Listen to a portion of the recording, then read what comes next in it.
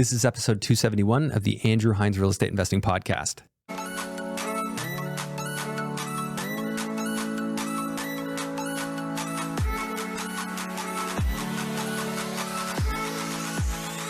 Welcome back to the show. Today I have David Hulshof on, and David is a realtor focused exclusively on commercial multifamily. He's an investor as well, and he's doing some really interesting projects. Today we talked about a specific project that he's working on. It's a multifamily building, a 20 unit that's townhouses. He bought it all as one package. He's still got it under contract and hasn't even closed on it. And he's presently turning it into a condo so that he can sell individual units once he's done.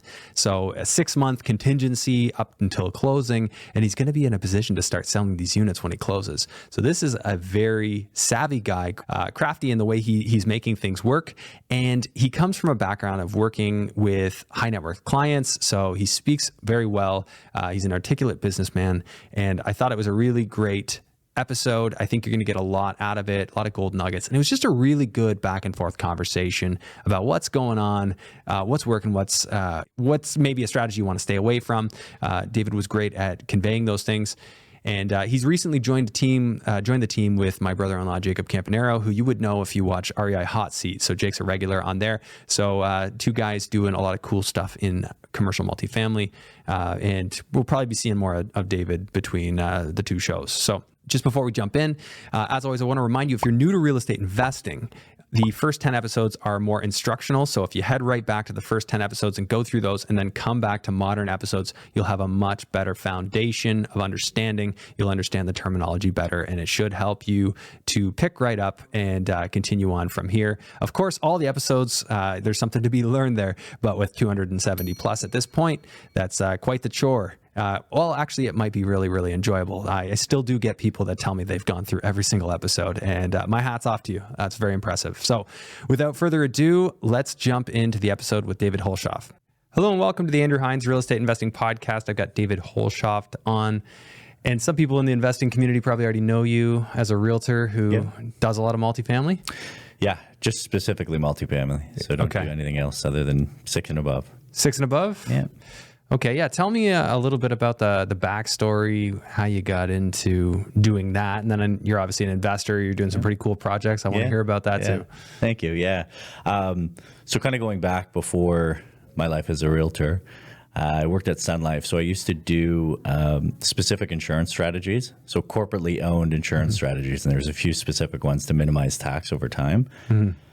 So it's an often misunderstood strategy. So what my job was to kind of fly around Canada and then eventually Ontario, because I got a little more specific with it, but would educate advisors who would then go out to their clients on that specific strategy. And then from there, I ended up going to private wealth at some of the larger financial institutions, working with just higher net worth clients, and same idea. That's great experience to transition into this business with, because you already know what that clientele wants and you can solve that need so much better. It's really what it is. Like even when I moved into multifamily, it was shocking how many deals were being done without like a deep dive into the analysis. So we're very data focused. So everything we're doing is modeling out a whole bunch of stuff. And it used to be the same thing before. Like it's less about sales, more about modeling it out. And then you're like, look, this is your need. We find the opportunity. When those two merge, you've got a deal, right? Yeah, absolutely. I mean, what is the common need these days? We've got a good group of buyers and sellers, but right now there seems to be a bit of a trend towards turnkey instead of value add. We're seeing that a little bit. Yeah, more. like why do the burr? I think a lot of people are kind of not, because you have to be more skilled to do it well now. Yes. Because the market's not going to save you. That's exactly what it is. And you're seeing people just going, they're running the models, looking at the numbers and going, boy, is it really worth that delta between the two to go try to do it myself? Or you just buy the end unit. Right. You just buy the end result and then structure it well, use your not creative financing, but your CMHC programs and things like that. Obviously. We're doing a lot of like CMHC assumptions. We're doing a bunch of those right now. Assumptions, okay. And then direct to CMHC, because before when the market was crazy, you couldn't do those. Sellers would just say no. Right? They wouldn't let you. Right. They wouldn't let you. But now, so what you mean is that the sellers will actually let you tie it up, And how long does it take to do that CMHC mortgage route versus a standard? Yeah, like the times the CMHC are dropping dramatically. Like they used to be 6+ months, right? It was crazy. Yeah, now and it's sellers dropping. weren't going to let that. Yeah. apply. So when the market was hot, as a seller, you wouldn't need to do that, and you wouldn't want to. But now that the CMHC wait times are reducing, it's more conducive. So we're doing one that was 3 months. Some of the assumptions when people stay on, we did one in a month. Just somebody just stayed on as the assumption as the guarantor on the mortgage. So the seller stayed on as a guarantor. Yeah. That's a thing. Yeah. Yeah, Oh, what we did, that one was peculiar, and what we ended up doing was they're assuming the mortgage. So the buyer was assuming the mortgage, the seller staying on. The seller had to be removed within 2 years. So basically what they're going to do is after 2 years, if they're not taken off, they're allowed to put a mortgage on a different property Right. at 10%. So it becomes somewhat punitive for them to do it. Okay. And 2 years is plenty of time To figure get it them out. to discharge them off the mortgage, right? So it's been really interesting to see, some of these deals that you have sellers that want a certain price, of course, buyers that don't want to pay it. If you give them the time to take it direct to CMHC, and again, it's specific deals, but deals that make sense to do that, you can start to bridge the gap between the two, and you start to do a lot more deals that way. Well, I think for sellers, the incentive is get a deal done potentially at the number they want if they're willing to concede to the time and be patient. Just do It's it. not like everyone's knocking down their door like they used to be for all these deals, right? Exactly. Now it's more of a balanced market, probably. Yeah, I think so. And we're again, you can do a normal conditional period. This is how we're structuring it. Normal conditionals to do everything else that you need to do. Yeah. And then the CMHC clause is basically, if structured right, I'm buying your deal, is saying, look, we're going to use this, we're going to go to CMHC, we're using this broker or these people, whatever, and you have open information and access to it. So it's not this flimsical condition. It's like, look, if it gets approved or when it gets approved, you're buying it. There's no outs, right? Right. And if it doesn't, well, then you couldn't buy it anyway. So as a seller, your challenge is you got to make sure that you're selling it to the right person that can actually get the mortgage. Yeah. That's the challenge. But knowing the source of the lead or where the buyer's coming from, who's working that end, probably wanting to know, or the realtor's working with you directly, you get to know them. Yeah, that's why again, if you go back, it used to be the brokers would all somewhat work with each other. It wasn't as much about especially multifamily. A lot of it is off market, right?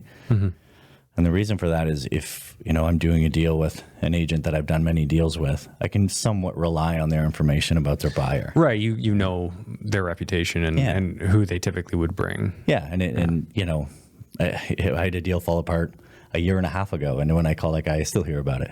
Right. It's just, it's almost like self-regulating in that sense. Right. So you get mocked if you're, you do it enough times and they just don't show you deals anymore. Yeah. Right? You kind of, again, it's almost self-regulating, but when the market was crazy, everybody got away from it. You didn't need to. You just throw it up on Realtor and it gets sold, right? Yeah. So we're kind of going back to like the more pocket listing kind of thing. Yeah. Yeah. The sniper approach. Yeah. And there's some new rules around how it has to be managed and held. Oh, really? Tell me about this. Oh, is this? I knew you were going to ask it. No, this is because I know that there was some chatter about that. I think in BC you can already see sales prices like right on realtor.ca. Yeah, there's a few, and I don't profess to be the expert. In fact, I'm probably the worst at it. But if you're doing an off-market listing, you have a certain amount of time that you have to have it out before you have to put it up. It can't be more than, I think, 3 days is the theory. So you have to list them now before you can, yeah. There's no off-market transactions allowed. No. Now, I don't know if that's particular to residential. That's the big debate right now. Is trying to find out outside of it and commercial. So, nonetheless, I mean, there's always going to be roadblocks, but if you're, workarounds. Yeah. And really, again, it comes down to like, every time we're sending out an offer, we're also compiling information on our clients, the buyers, and sending them to the agent on the other side. Right? Yeah, that's key. You want to know. You got to sell. It's it's almost like a job application. This one would like to buy your building. Here's why they can, right? Yeah, anyone could just say, and I know you've certainly heard it. You've got the people who went to a course, and there's no slight against the courses, but they took the weekend seminar and they're all fired up. Yeah. But they haven't actually done it yet. And that's harder to sell to a seller when they're saying, give me time to get them, to let them get their approval. Well, how do I know they can? That's like, we're huge on education, right? I love the podcast, all the courses people are doing. They're great. Where it gets a little dicey sometimes is some of these courses are around, they don't have capital. They get the deal under contract, they bring it in, and then they pitch and they try to raise the money. And again, to each their own. It's just, you need transparency on that, because if you're doing that enough times, people just won't sell to you anymore, right? Yeah.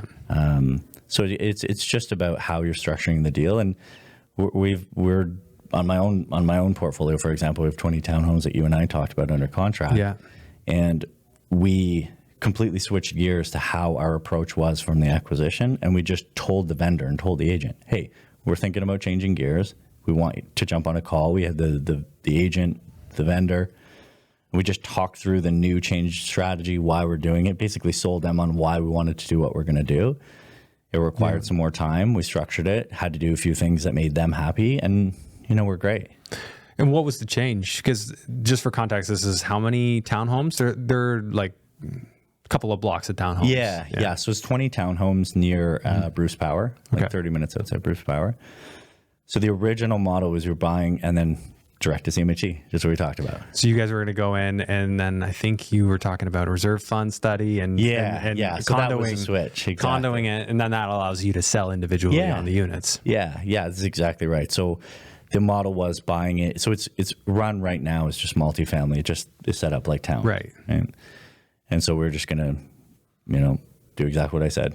Go direct to CMHC, slow, boring real estate, but they're all individually titled. And we're getting them well below the value they would be as individual towns. Yeah. And so having talked to some people that we know that have done it before, it's like, well, it might be worth us actually going through and finalizing the condo status of these, and then you can sell them off. I know somebody who that just used to be their bread and butter. Just do that on deal after deal. What are the costs like? So reserve fund study, I could foresee that being what, like $5,000 to $10,000. Yeah. And then you have to set up. Is there like a trust account that needs to be set up? Reserve fund. So corporation, trust account. Yep. And then got to appoint a board. Yep. Yeah. It's reserve fund study. You have to actually fund the reserve, right? So in our particular circumstance, we're going back and forth, but it looks like $200,000 to fund the reserve. To fund the reserve, and then there's a monthly fee for each unit. When you go through the reserve fund, their windows for all the units were like 190 to 200 grand. It's like, well, that they're not going to cost that much. So we're working through the particulars, kind of bring that number down. Yeah, because they're going like, it's funny. There's such a range on things like that where you could spend that. Yeah, but no one's getting there's not that many windows for context, right? So we're working through. The other one was paving the driveways, and the parking, and it's that was close to the same. I think it was 180, and it's like that's a lot of paving for 180,000. So we're working through that, bringing that number down. The interesting part is call it 200 grand that we have to put in, and then there's a 200 and change per unit every month. But a lot of that is actually just the general cost of like you would as landscaping, snow removal, garbage removal, like things that you're covering anyways. Yeah. What about like centralized water? Is there a single meter, or is there? So they're individually metered for hydro and water, which is partly why we bought it. So the actual even if we were running them as individual like multifamily units, the actual cost for us as the expense would be pretty marginal, because there's really not a lot. Like there's general street lights and stuff. That's about it. Yeah. So you got a common electrical meter for that stuff. Yeah. And so you said 200 a month?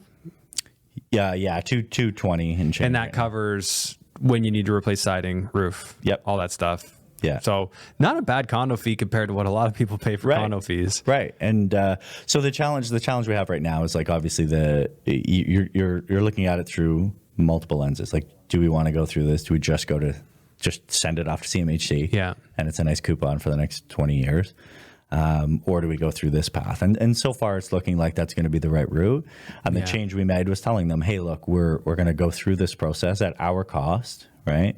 To go do the reserve fund, to basically get them, they're all individually condoed, but you have to have the preparation, the reserve fund, all those things to actually sell them off, Right. So we got the vendor's approval to allow us to do all of this So, prior to so you close. put it under contract and did everything. Yeah. So you're already doing this. How long was your contingency? Like a year? Yeah, we're in for, yeah. We've had this under, like, how long have we had under contract, you mean? Yeah, like you put it under contract for a well-delayed closing so that you could do all your stuff. Originally CMHC, right? And then that's why we came back to them. You came back, sold them on the idea. Yeah. And they were okay with a very long process? Like, yeah, it ended up, so there was a few vacancies in there and we wanted them to keep them. And that was originally agreed to. It was going to be the vendor's cost. Are you covering the units? Now That's a wise move. Yeah. And that was the concession, basically saying, look, it was a set amount that we're going to inject, non-refundable, right? Like we've already done that to switch gears to allow us to have some more time.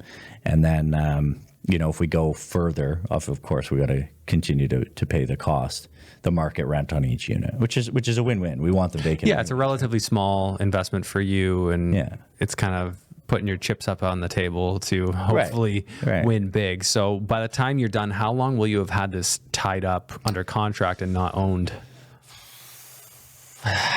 Probably close to 6 months. Oh, okay. So not that long. It's still long. So you can do the whole reserve fund study, fund it. You're going to fund it yourself? Yeah, we're going to do, so it depends. Funding on closing. Again, exactly. The details of, do we want to sell some units prior to close, right? Because again, get too far in the weeds, but we can sell well below the market cost for a townhome in the area and still make a good amount of money. Yeah. So, like, what's a market? Are these three beds? Yeah, they're mostly renoed, 2 and 3 beds. Okay. They're like high threes is about market, give or take. And your acquisition on a per unit approximate. Well, it's going to be challenging to give you the exact number because of how much we're injecting into like reserve funds. The actual acquisition before those was 160 something a door. Okay, then you add plus, so you'd probably be closer to like 200. Yeah, that's about where we think we'll land. Yeah. So what the original idea here is our whole centered around, you and I talked, is we're really bullish on kind of a 30-minute radius from Bruce Power. If you go out there, it's just nice. It's a fixture. Yeah, it's a nice place can't really to be. Replace that power source either, as much as they like to think they can just build windmills and all that stuff. It's just not happening. That's an extremely efficient type of power and a major producer. It's been that way for a while, right? So they're actually building a whole new reactor. They're doing lots going on out there. It's booming the area too. It's causing, like, they're expanding roads and I mean, tourism was always a thing up in like the Bruce Peninsula and stuff, and that's relatively stable. Yeah. But this is certainly changing the amount of people who will be living up there. Yeah, and it's just like, not for nothing, but you go back to basics. You hop in your car and you go down to where you're looking at buying, and you get a feel for it. And you go anywhere in those areas. It's just a nice place to be. And our tenant pool, because we own another one, 12 townhomes that are within that 30-minute radius, and we're in lease up stage right now. Mm-hmm. And the quality of tenants we're getting are amazing. They're great people, right? Yeah. And a lot of them work at Bruce Power, somehow connected to it. And you're getting good, strong market rents. Like we're doing, we have 6 and 6, some with garages, some without. And the non-garage are like $2,000 a unit. And then the ones with garages are $23,000. Wow. So, if you're going to go buy a townhome out here versus there, like it's... Jake and I were just talking about this yesterday, how anywhere in Ontario, pretty much, specifically like south of Sudbury and stuff, right? There's kind of just like a minimum for a nice, a nice 2-bed, nice 3-bed. Yeah.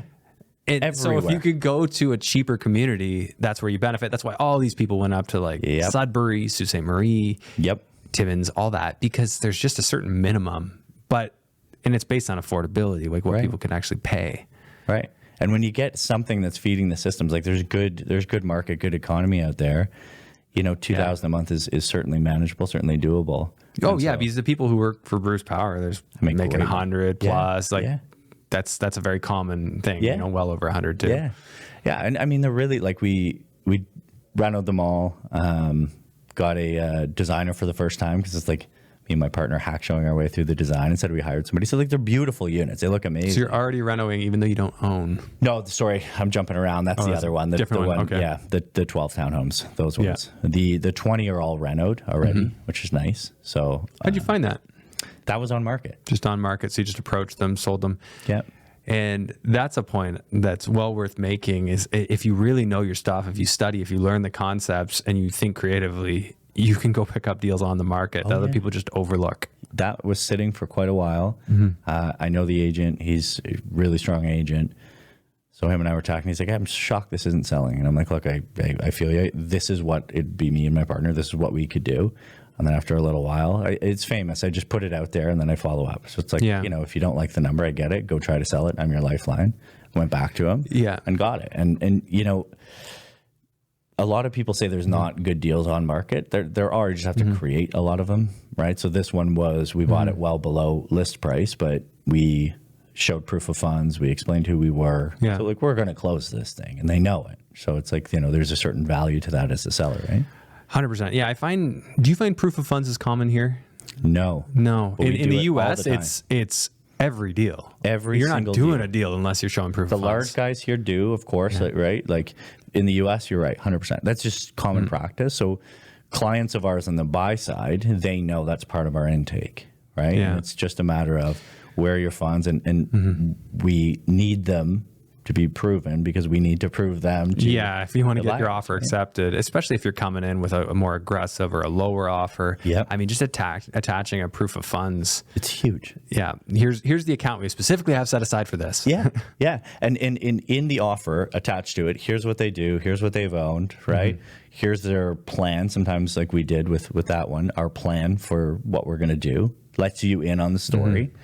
It's almost like you think we're sitting around a boardroom table and we're talking. I'm going to explain to you how I've got it, what I've done, blah, blah, blah. And so we put that in an email attached with the offer. It is so much more powerful. Common practice in the U.S. Doesn't happen here. Yeah, there's so much that Canada's behind on, like that the U.S. is doing, which if just implemented here, it could go a long way. A long way. Certainly some of their tactics for off markets and stuff and finding things, it's just here you don't have access to the data, so you have to...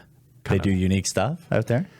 Yeah, I mean, your ability to cold call people, like you can, I'll pull a list off of something like PropStream. I can pull a list of multifamily buildings in major cities in Florida, and then I can skip trace the owners and find their phone numbers, their emails, and then add them to a cold callers list, have them cold called, and the ones that say, yeah, I'd like to sell, bring those leads in and have my own team call them. Nice. That's nice. So that's one example. So you could do something similar here. It's just getting, how do you get their numbers? There's other things, it's more work, right? You'd have to pay somebody to search for them. Like you can get a lot of it building owners from CoStar, but it's... but you might not have their phone numbers. Quite expensive, quite arduous to do it. Right, it would get that way. But I mean, there's municipal tax lookups. You can mail them if you can find, their home address or their tax mailing address. You might be able to reverse engineer and find out where they are. It's just harder to access it. It's harder, right? But there's just an idea of some things we could do. Like here, it seems like direct mail is the only thing that people really do. But in the States, you got people texting, mass text campaigns. Hey, want to sell your home? Want to sell your building? I mean, the text response rate is through the roof, so that would be probably much more. But you got to figure like a lot of these building owners are older. They're not like super texty, although everybody texts these days. But you'll probably engage them better with like a letter anyway, or a phone call. We've done really well for some of those calling campaigns like we're doing, but a lot of it is just knowing people. Property managers, they know stuff. Other agents always tend to have it. Like we get a lot of referrals from residentials that come across it and send us stuff, right? Like you sort of have to have that pocket. There's a lot of guys that are doing wholesales. Like we put ourselves to every form of getting information we possibly can, right? And there's some wholesalers in the area that do amazing work. Like they do good jobs. They've been doing it for 10 years. So we're open to working with them as well. Like, a good deal is a good deal. Like, right, and if they're well connected, they know things. Like add them to your team. Why not? Yeah, like we've got like our clients know, because we do a lot of education. Is if somebody puts $1 million, let's be egregious, $1 million wholesale fee on something, like it still might be a good deal. Right. If the deal works, right? Like if people get too caught up on that wholesale fee, it's like, does the deal work or doesn't it? Right. If they got a killer deal, that's on them. It's not your problem. The only reason I would care about that dollar figure is most times you can't finance. You can't finance it. I was going to say that. That's the only reason you care. I mean, you go out and wholesale a deal and make $1 million. God bless you. Like that's your thing. That as the purchaser end of that transaction, it doesn't really matter. It matters what as long as we're getting it for a fair price that makes sense to do. Right. Yeah. Interestingly, I had a guy on the podcast last week who he claims that he's added every single multifamily owner from London and West to his private database. No way. Phone numbers, emails. He every one of them he reverse engineered to find their information, and he just nurtures the connections. Just touches base for the purpose of growing his own portfolio. But anything he doesn't want himself, he'll wholesale. It's incredible. Like, good for him. Yeah. And I think if you like, there's enough sources like the CoStars, the Altus, like those, like you said, Canada Post did a crazy thing with how you can pull data. If you're sort of combining those sources and you spend the time, I imagine you could get that list. Back in the days of the white pages, I mean, you wouldn't have had the technology to scrape it, right. But now like cell phones aren't listed. Right. If they were, it'd be a little bit different. In the States, they use the credit bureaus to pull these skip trace lists. So if you can find somebody's address, it's like the exact same as a credit pull. Interesting. I don't know why it's different in Canada. You can't seem to do that. Maybe that'll come here eventually. Yeah, I heard Canada Post did something with info and they ended up getting in trouble. But I saw a presentation on it, and you could cluster data, and the stuff that these guys were talking about was crazy. It's like 30 to 32, this is your religion, this is your income, this is your blah blah blah, and it gets down to like 7 people. Like, it's crazy, all through Canada Post. Yeah. I mean, it's a double-edged sword if you have easy access to all that stuff, because that means everybody else does. Right. So if you're the one that's just like willing to work really hard and go do it because you know it'll work eventually, and methodically work through it, then you win. It's different too. Like the multifamily side of things, like you usually have very sophisticated owners for the most part, right? And a lot of it is just structuring good deals. Yeah, exactly. Right? Let's obviously. So what's your number? You want your price? Okay, let's figure out how I can give that to you. Yeah. It's why I went to commercial instead of residential. It's just more interest to me because of the complexities of deals. And there's a lot of times we've done a pretty good amount of deals on market because they've just been sitting. And it just takes a creative mindset around like, what is it you Andrew are looking to do and accomplish as a purchase, and what do they need as a seller? And most people just focus on price, but a lot of times there's other levers that you can push and pull to make a good deal. So a lot of them are going to want just to win the deal, meaning get the highest possible price they can. Yeah. And that's why they're saying, I don't need to sell. Right. So then that opens up terms for you. Okay, so I'll give you the highest price. Give me a 3-year VTB or something like that. Like we're doing those like all the time. Is just what are they open to? So if your must-have is your price, then what else can we talk about, right? So VTBs, direct to CMHC. I mean, Jacob and I were talking about funds being rolled, like we roll the asset into like REIT shares. Yeah, like sell it to a REIT and then you get shares back. You get shares back, right? Yeah. Like there's a lot of husband and wife that have owned it for 30 years. We're dealing with this right now. They want their kids to take over, and their kids don't want to do it. Yeah. Right. But their kids don't want mom and dad to sell because they know they made money in real estate. So it's like, cool, mom and dad, you keep managing this. This is real estate. You keep managing it, right? They don't want to, but the kids don't want them to sell. So most of the time, what do you hear? Well, we'll sell it, for this much. Just that's their reasoning. But it's like, well, there's a lot more than just the price behind that door. And when you start to figure those things out, you start to go, oh, okay, well, would you entertain? And in this circumstance, it's talking about trying to roll that asset into the shares, and then you get REIT shares. Yeah. Well, the interesting thing about that is you probably defer the capital gain by doing that. You do. Yeah. Yeah. So for a lot of people, and that's a lever that like I'm working with my team in Florida to really play on, because if you can get the financing, you don't have you don't have the capital gain implication. So we could pay it to them over 10, 15 years, and that way they can spread that tax out. It's my former life. Like people would always just look at, what am I going to get? And it's like, well, what are you going to keep? Right? That's really what matters, right? Yeah. I know that's how most people are selling VTBs to vendors. It's like, look, you can minimize tax over time, and it's a great strategy. Yeah. So we did a VTB deal where the vendor was like, why would I want to do that? We started explaining tax minimization, and they're like, oh, okay.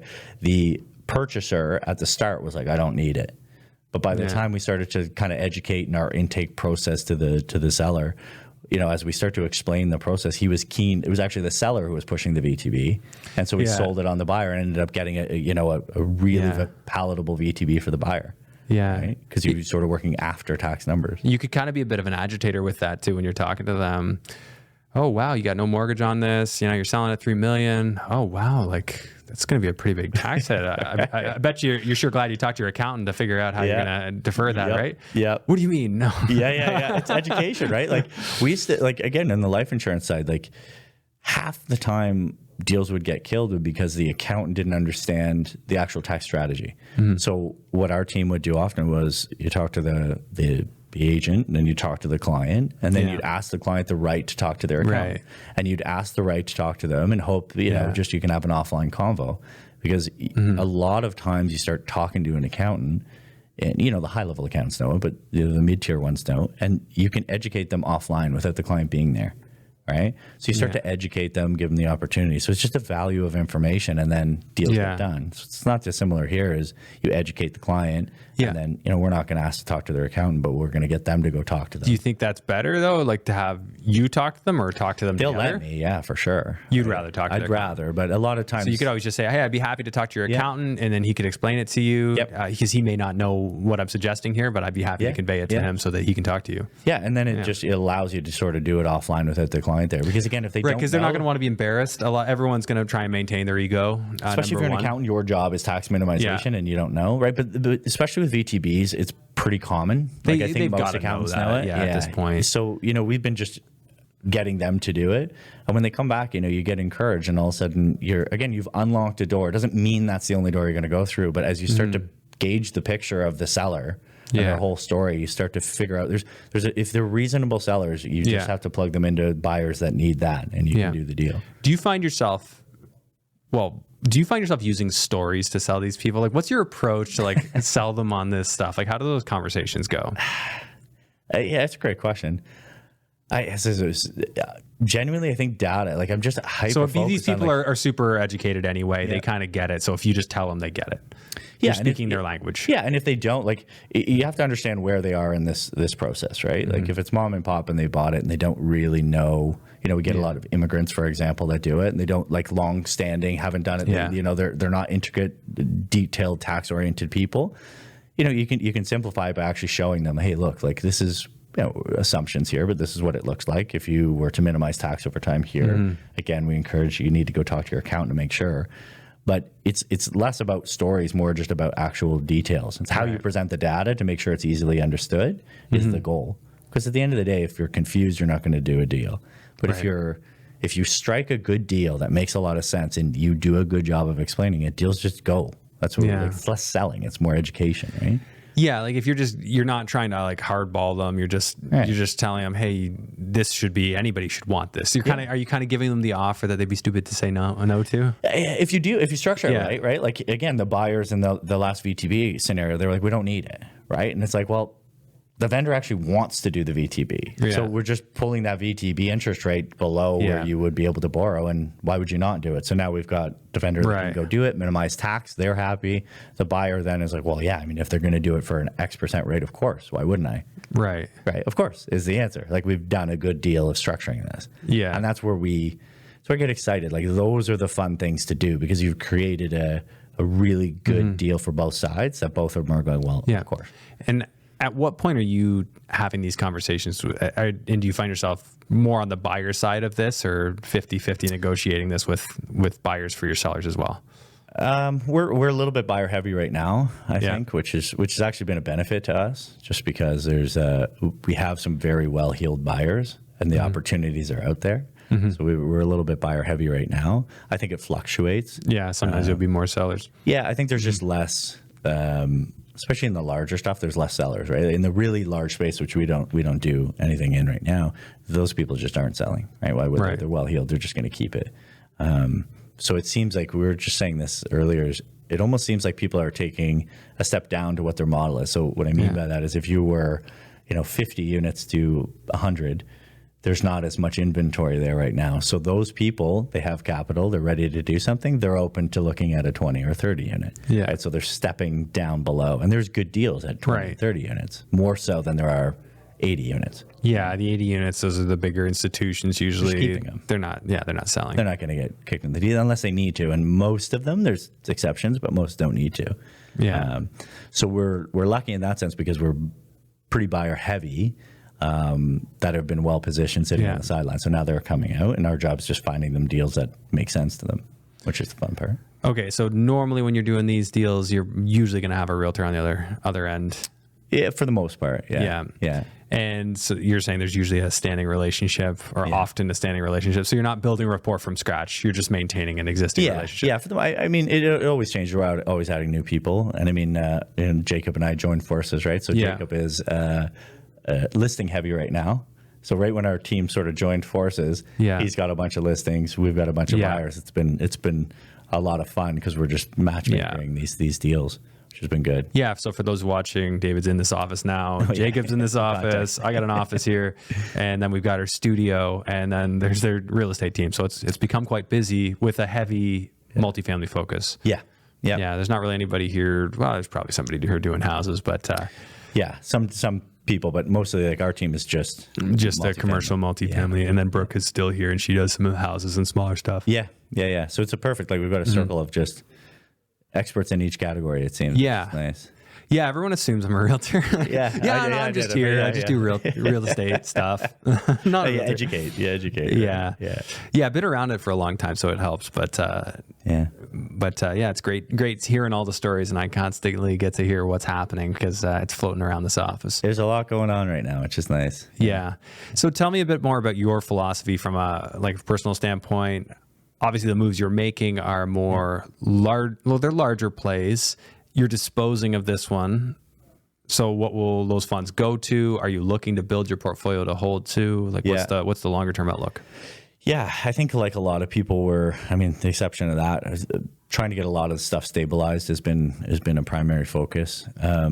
We're looking more towards, like I said, 30 minutes outside Bruce Power. It's not a hard rule, but we kind of go where the data drives us. But the numbers to buy are going to be better out there. Way better. And the per unit to rent delta is not that much different. It's pretty strong versus you go here and you go spend, I don't know, $300,000 a door if we're in Burlington here, probably even more, who knows? And your rent is not that much higher than it would be to a Bruce Power area.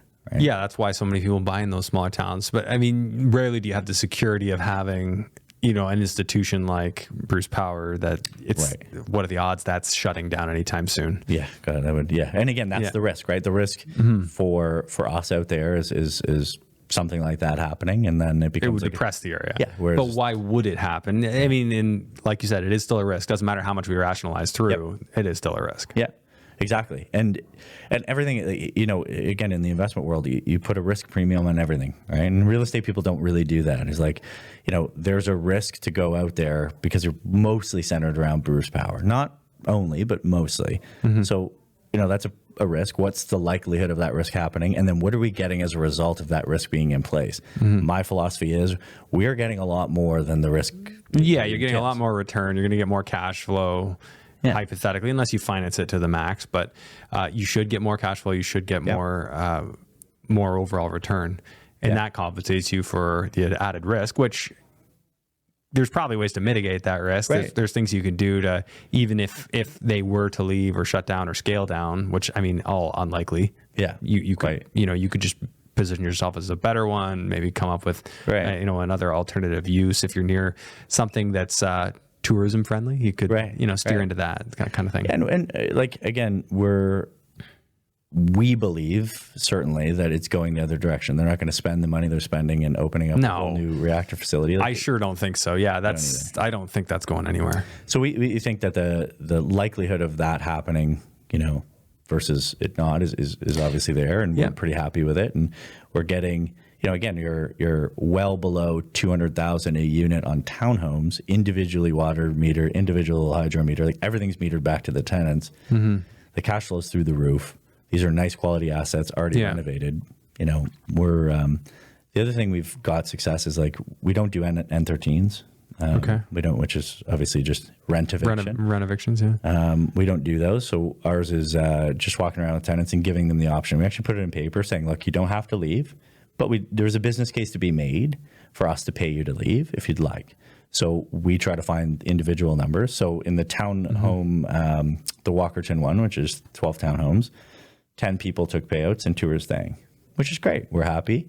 The 2 that are staying, they're jacked up about it being a better overall area. And the other one, the 20, once we individually condo those, I think the goal is going to be talking to the tenants, seeing if they want to pay out, or the exciting part is where we acquired them and where we need to sell them. I think there's a case to be made for those tenants to actually purchase, and then they now become owners. Yeah. Would you hold back mortgages for them? Yeah. So we're thinking about, like, we're working through the particulars, but possibly like a rent to own strategy with them. I mean, if we're going to give them a quote unquote cash for keys numbers, maybe we utilize that as their down payment, right? Like there's ways where you can do it ethically and make a lot of sense, but you probably can't pull that off in Hamilton, Burlington, right? Like, so going out to the areas we're going, it affords us opportunities to be more unique than what's allowable and doable out here. Why do you think it would be harder to do it here? I just don't think the numbers are going to make sense. Like the rent, the cost to acquire versus the rent. Plus, like, you know, again, they have options. Like we go out there and, you know, you give them a reasonable cash for keys number and they can use that and they can go somewhere else. So there's good. What's a reasonable cash for keys offer up there? Ask. Like we're doing 10s, like 10s, 15s. We've paid a little more, paid less. But like, again, you go, so again, personal philosophy. We enter in those conversations, introduce, have good talks with the tenants, right? Most of the tenants that we're buying this product from, you're not seeing too many troubled tenants in the places we're buying. So it's not contentious. So it's a nice conversation. And then we let them know what our intent is, just like we did with the buy, you know, and with the owners. And then we just let them guide the conversation as to what we're offering. So it's like, you know, again, the case can be made that we can make money if you leave, and that would mean we could pay you money. So we find out what the number that, you know, some people want an insane number. We can't do it. Yeah. But, you know, $10,000, $15,000 out in the Bruce Power area goes a long way. And if we're structuring them to go and buy one of our units, or we help them go buy a condo, it's a big win for some of these people, right? So it's interesting. Like they should be declaring that as income, I guess. And well, that's actually, somebody asked that, which I honestly don't know the answer. Like if you did let's say $50,000 cash for keys, like is that a settlement? Because if it's a settlement, it's free. If it's not, or tax free. Our settlement's tax free? Okay. Yeah. If you get, you break your ankle and sue the city, that's tax free. You win the lottery, that's tax free in Canada anyway. It's not in the US. Interesting. But I don't know. I feel like that, you know, you ask the CRA, they'd probably say, oh yeah, taxable. Yeah. If you deem you to make a business out of it, it certainly is. Even principal residence exemptions, like if you do it enough times, they deem it to be a business and then they can take it away, right? So yeah, that's fair. Well, yeah, you're right. If they get to keep it, then they're laughing. That's a big chunk towards something else, right? And presume if it is tax free, let's say they take 15 grand, it goes a long way out there with where the price to acquire. Condos, things like that. Because they can still find something to buy, potentially. Yeah, potentially, right? So it's just, and maybe you can pull it off here. I just haven't been able to wrap my head around it. My brain hasn't been able to solve that, but out there, it's working. It doesn't work in every case, but, you know, a lot of them, you know, we're putting these people in different scenarios and different situations that is more advantageous for them and us. And that's my point is that's how you structure good deals. Yeah. So they're happy. Like when we go to our townhome complex in Walkerton, like it's great. The 2 people that are still there, we're all happy. Everything's good. Yeah. So it's funny. It's such a small town that we know somebody who knows the mayor, and the mayor was happy, supposedly. So the story goes what we were doing there. So that's always make friends with the mayor, man. You can learn all kinds of stuff. It's easier when the population is that small, right? So. Yeah, you can get things done when you know the mayor. Right? Yeah, we're trying. Oh, that counselor's giving you trouble? But it's just easier, right? So I think if you go to a smaller community like that, you did N13s, which we didn't. If you did, I just don't think we would have gotten the success we would have gotten. Yeah, and it depends. Yeah, like it's all about speaking with people and treating them like they're people, right? I think when you try and pull stuff on people or blow smoke, that's when you create those contentious relationships. It starts right out of the gates. And then it just gets worse and worse. It's just not worth it. I've always been super reasonable with any of my tenants and just try to communicate with them. And I've only had a couple of bad ones that really cause problems. But for the most part, it's gone well, right? Like easier with... I would say students. I've done the students versus family. Students are way easier. Students are way easier. Yeah. Yeah. Just come from wealthy families, going to Western, like to party, all good. Yeah. I get it. Here's money. Yeah. Away you go. It's I mean, it's been working for us, and it just going a lot further, I think, with the dollar out there when we're doing the cash for keys. So, right? So that's where you'll grow then? That's where you're going to develop your portfolio? So far, it seems. Like I think the challenge for the larger guys and gals is it's just not that scalable, right? Like you can't, there's not that many 20-unit townhomes. Well, I was going to say, there's not. Right? Like what kind of towns? I think Paisley, you said, is one. Paisley, Walkerton, Kincardine, all those. Yeah, those they're areas. Small towns, so there aren't that many of those type of buildings. Yeah. I guess there's no case to really be made for building them from scratch. You're not gonna. It's not the same.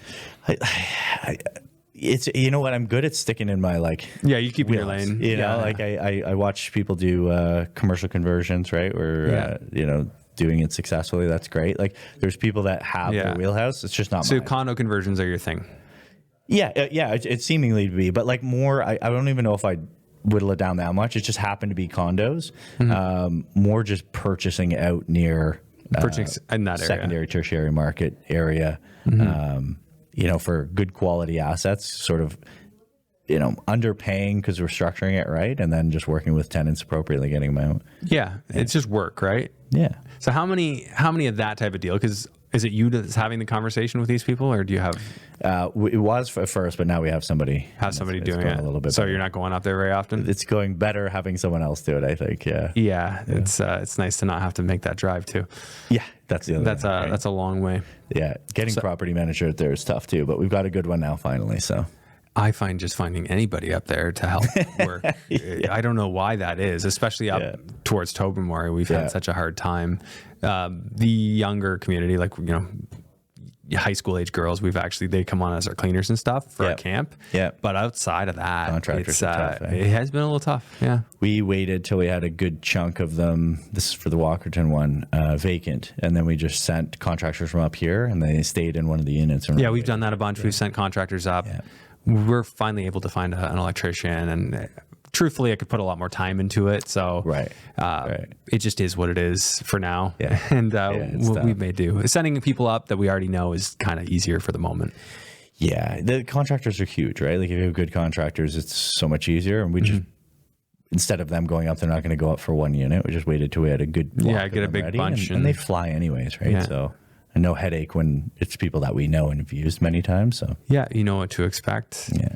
So how many of those projects would you have going at one time? Is it typically just one, or do you try? It honestly kind of depends on what the market offers, right? Like if another one came available that fit our model, we'd probably be able to do that. I think that'd probably be the cap. Like that would be 3 because we're 3 at one time, stabilizing one. The other one we just talked about. And will you put 10 tenants in them if you're like, say you were able to sell 6 of 10 or 6 of 20 or whatever? You probably sell more. Say you sold half of them, but the absorption was a little slow. Would you put tenants in?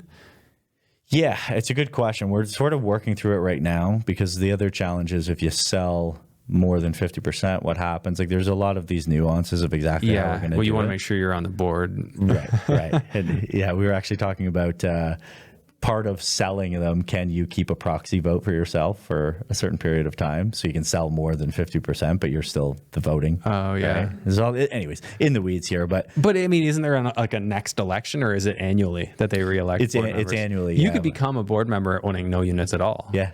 Yeah. So just be the guy they like. Well, that's and you know what? Like if you're all centered, again, it's one-on-one stuff. But if you're having problems, it usually means, like, if you can really listen and iron out, like if you own a condo and I do, and we're not figuring something, like, we should probably be aligned on what our ultimate goal is here, right? Yeah. Just communicating with people, I think, is the number one. Just talking to them, don't hide, and then they'll see you're real. And as long as you're not BSing them, then I think you work through it. Yeah, I mean, with those towns, like right now, we're like, our fallback is off to CMHC. Right, which was the original context of buying it. Going to CMHC, I think it was 85% loan to value. Like it's a good deal. Like you don't need so. That was a long-term hold play. Long-term hold. We've got people that are happy with it. Like with that, that's the plan for us. It's simple and it works. So now we're getting a little more nuance, and it seems to be working out well, and happy about it.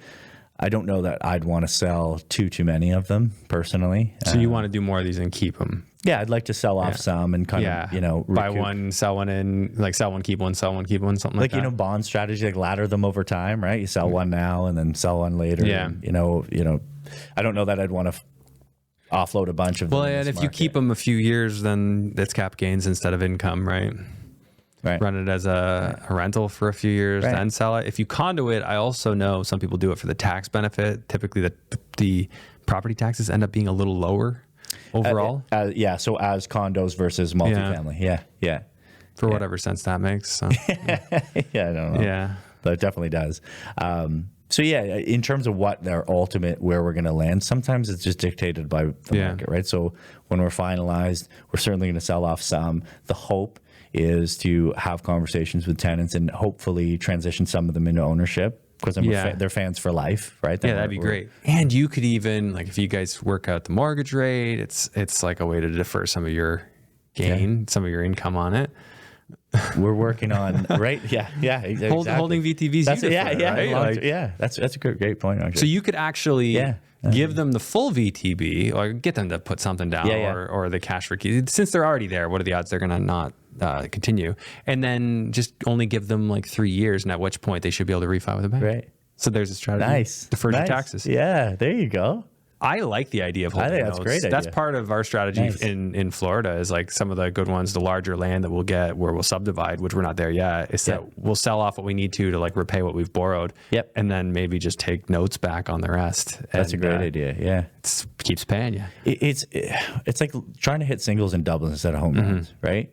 And aligning better deals that way. And you just get a lot further. Yeah. And if your time horizon is not, a year, right? Like so many people this is not the industry to be in and out in a year. You got to zoom out. Like, you've seen an index chart, right? Index chart? Probably, but you got to check. I'm upset. I love them. So it's basically what it is modeled over. You can find one for 50 years, and it just tracks all different asset classes. So U.S. small cap, large cap, Canadian, and it has real estate, then it has interest rates at the bottom, and you just look at it, and you pick U.S. stocks, you pick real estate, and it's like any 10-year period, and it's up, right? So you can just show the track. So it's like for most investing, if it's good quality things you're purchasing, right? Like dollar penny stocks, but if you can just zoom out from your timeline from 1 year to 10 years, you're usually doing pretty good. Yeah, that's cool. I should look at that. You're right. And I have definitely seen that before, but it's just good to remind yourself. But I think that it's just creating a differentiation. Like, if you have your active income, why does it need to be a year? If you've got your active income, that's your short money, your medium money, you got to have something, for the next 2 to 3 years, and then you got your long-term plays. Right. And if you've got, maybe you got rental income that pays your medium term, your long term is like a big development play. Yeah. Or a bunch of multifamilies that are one day going to be worth something, you sell them. Right. Yeah. Right. Yeah, and I think for us, it's just we know what we're good at. We're staying in our lane, and the time horizon is longer. So we don't need home runs. So I don't when we're talking with tenants, I don't need, as long as they're a good tenant, I don't need you to leave. Yeah. Right. So it's okay. It's great if we could strike a deal, but if you don't, that's okay. So we're not making. And not having that desperation is key. If you come to them all desperate, then they like go like this. Oh yeah. They start rubbing their hands together. Yeah. You hear the cash for keys conversations, right? Well, I had one of my tenants. He worked at a courthouse, like as a security guard. Right. And he was, somebody starts filling his ear when I told him, hey, I'm selling the place. And this old story. It'd be easier if you weren't living here. And he's like, well, I was told that I could get $50,000 to leave.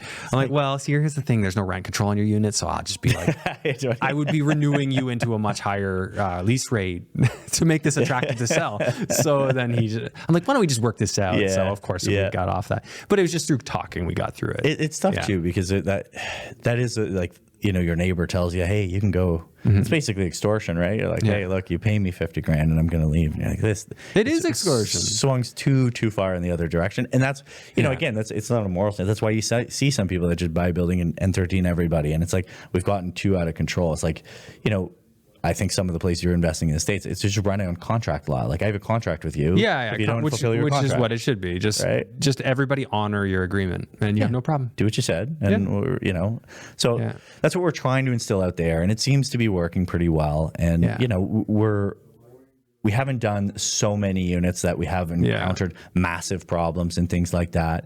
But it seems to work pretty well, just having one-on-one conversations.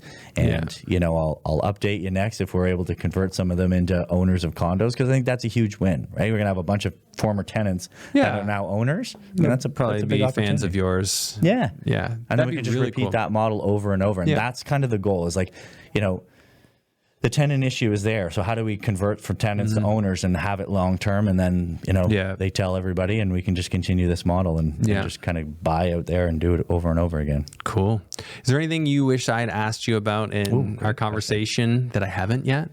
No, but I'm going to be picking your brain over the US for the next while. You seem to have a good handle on that. So well, we're all in on it for now. There's certainly opportunity here still, and I'm you know, a big fan of that too. And we're doing our camp stuff and hospitality stuff here, but you know, everything else is US. So awesome. But looking forward to those conversations, and it's been great to we only really just met a couple weeks ago, so it's been good picking your brain so far. Me as well. Thank you. I appreciate it. Where do people follow you? Like, do you have Instagram? Do you have social that they can follow you on? I'll get you to put the link on maybe at the bottom after, and then we're just updating our website for our team, so that'll be up pretty shortly. So just Dave Hulshof on Instagram. Dave Hulshof Realtor. And so it's a big happy family here of a lot of really skilled real estate investors that are also realtors and focused on the multifamily space. So it's a cool space to be in. So for those people who know, like, I've been working with Jake for quite some time. We've got REI Hot Seat together. Now David's on the team. We got Zach here and many more. So just email address dave@hulshof.ca is probably the easiest one. We've got a few of them, but that's the easiest one. Perfect. Okay. Well, thanks for doing this. Thank you so much. Appreciate you having me on. Anytime. Thank you.